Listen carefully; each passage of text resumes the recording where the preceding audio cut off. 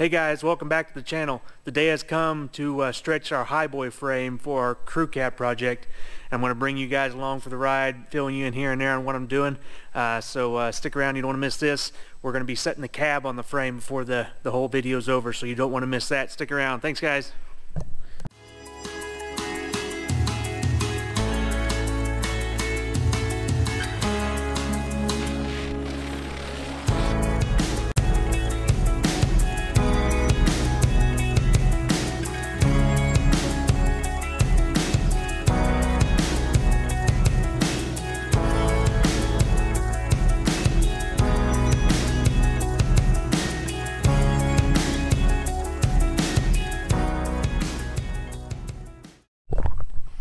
Hey everyone, welcome back to our crew cab Highboy build. Figured I'd show you what I'm doing here. So far we got the frame, the cab and everything, the bed off the frame. We kind of stripped a few things in the frame, all the brake lines and fuel lines and wiring harness and stuff like that gets in the way of cutting it, and the transfer case, drive lines, all this stuff. It's all stripped off the frame. We're going to lengthen it here. We got to add 16 inches right here. I'm going to go to a buddy's shop. We're going to have some frame rails made up. And right now I'm working on making ultra straight lines to make our lives easier when we line this thing back up. So I got some layout fluid here, got the frame all cleaned up, and I have some lines. I already have the vertical line scribed here. Not using the string to do that one. That one went off of the actual squareness of the frame, and a square made our line right here. This line I am using to scribe the top, and haven't figured out how I'm doing the bottom yet, but first off I got to get this top line lined up perfectly with this, because we're going to have nice square cuts on our frame sections we're adding in here, so I want nice square cuts on this when we cut it and make sure I get it cut in the right spot and everything. So anyway, I'll get going on that.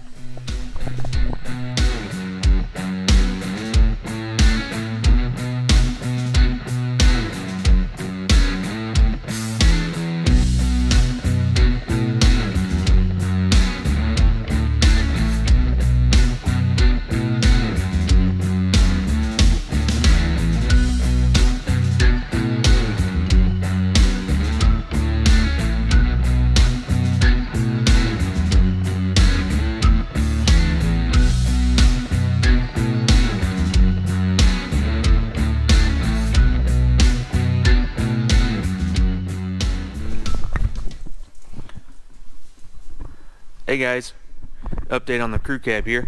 Went to my buddy's shop, and he has a metal fab shop, and we bent up these 1/4 inch frame sections. They're exactly 16 inches, which is what we need. So they're one side's 3 1/8 and one side's 3 to match what the frame dimensions are here, and they're exactly 7 inches top to top. So we have 3 just because that's how much scrap he had, so we just made 3 because we had another piece. I have the spot where I'm going to cut it here all marked. Got it square line. So next step will be cutting this, pulling this back, and we're going to be clamping some pieces of metal across here to make sure they're all straight, and set these pieces in here and tack them, and then double check everything and burn them in. Then we're going to put some fish plates where we weld here on the inside, do some fish plates to strengthen that joint there.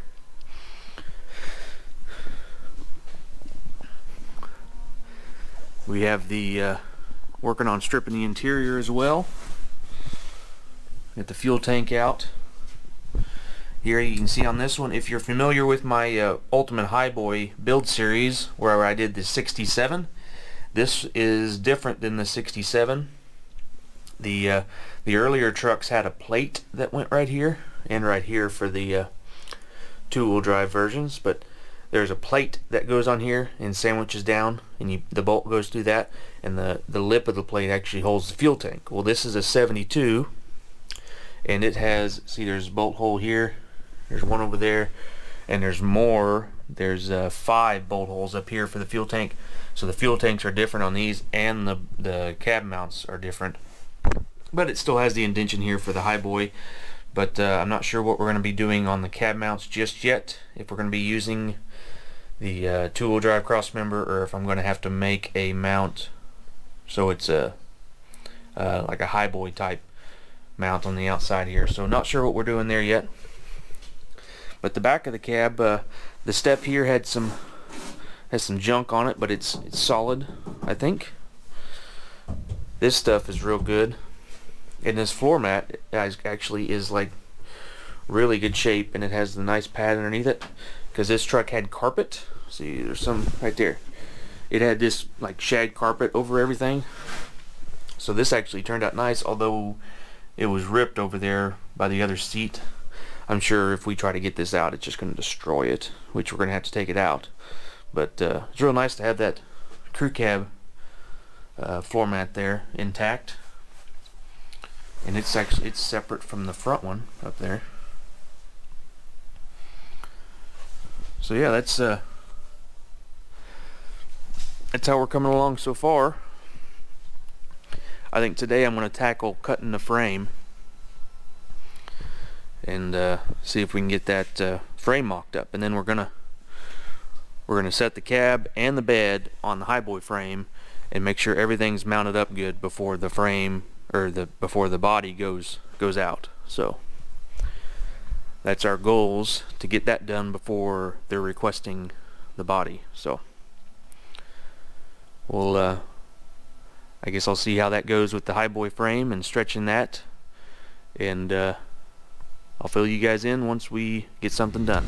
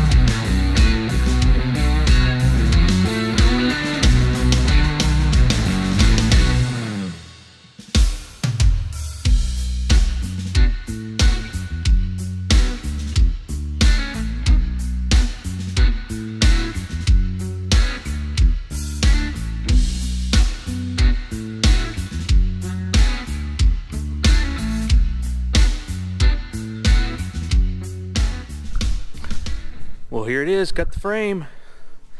No turning back now, I suppose. I have it set up here. That's about what we have to add. Here's our extension section frame rails. That matches pretty much just perfect. So now it's time to do about measure 5,000 times and weld once. So I have a lot of measuring to do, a lot of lining up to do, and then we'll drag the welder over here and melt some steel.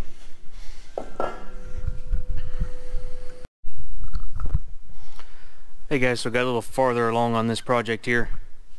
We have our lengthened frame sections in here. I think the frame is all straight. I have these bars on each side to kind of clamp it in, and still have to do triple checks, but so far to the eyeball it looks straight to me, but still going to check everything several more times before we weld anything in. And I'm sure a lot of people are probably saying that I should Z-cut this and you know, not to do a straight cut on a frame, but we talked to some truck guys, like semi-truck guys that build upfit trucks for companies and stuff, and I was going to do a Z-cut, and they said, there's no need, just straight cut it and fish plate it. So there's going to be fish plates on the inside of this, and they say that's the way they do their oil field trucks. And if you know anything about oil field trucks, that means that I think we're good. So anyway, Just thought I'd mention that so you guys know why I'm going this route. There's going to be fish plates on each weld on the inside. We're going to TIG weld it. I'm going to TIG weld the inside and TIG weld the outside. All the things are beveled. The edges are all beveled. And then we'll have to make some fish plates and weld on the inside, and we'll add a cross member in here for the rear cab mount. But right now, it's just making sure everything's right before you weld it in. So far everything's going as planned.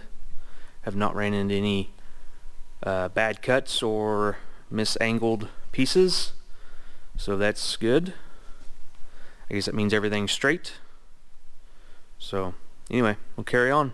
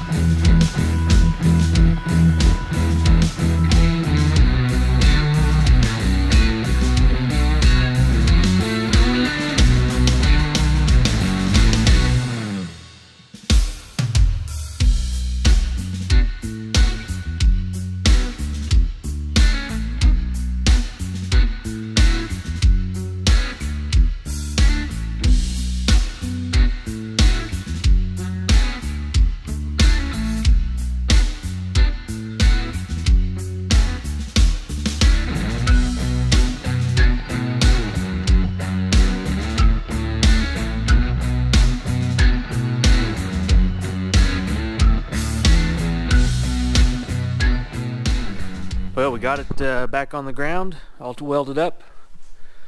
Waiting to do the fish plates until we get the cab on the frame and get our cross member here figured out for the cab mounts, because that's gonna change how much room we got there. So gonna do those after we get the cross member in, but that can be done anytime. So we have the cab over there all ready to go. We're gonna move it over the lift probably tomorrow, and that's probably the next thing you'll be seeing. We'll be picking the cab up. Then we'll get that two-wheel drive frame out of the way, roll this guy underneath it, and see how everything's going to fit. Thought I would share my welder, because I'm sure someone's going to ask me. It's a Miller Synchro Wave 350 LX TIG machine. It's the old transformer type, so it's massive. It's got a water cooler on it.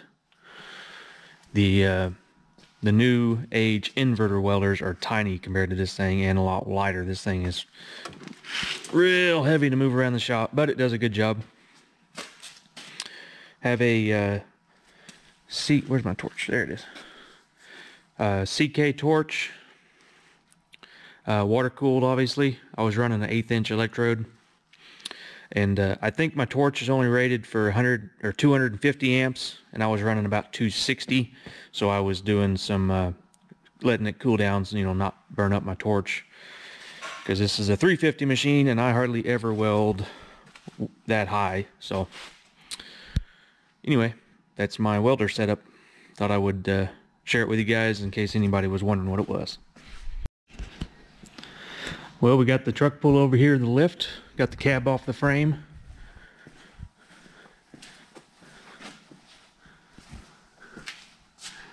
Here's the underside of the cab. Right here you can see those rubber bumpers I was talking about earlier. All they do is rest on the cab right here on this support, this rib right here. I'm guessing that was to isolate it from this frame, so if they ever touched, you wouldn't get a harsh vibration sound. There's the rear cross member that we're gonna take out of here and put on that Highboy frame for the cab mounts. And it's unique here. It's got the drop. It drops below the height of the frame to accommodate for the cab bushings there.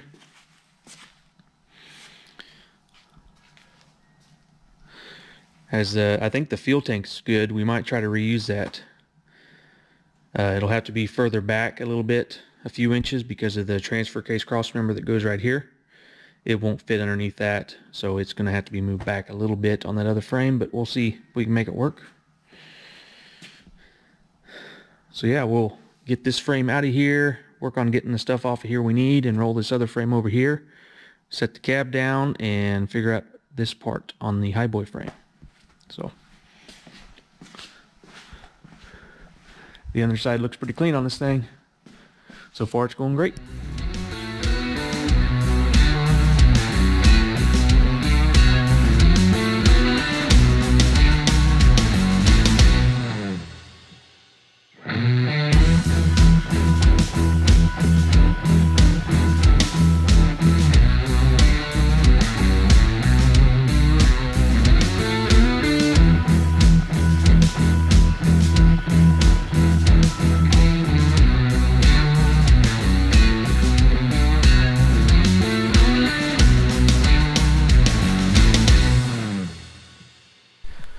Truck's on the frame.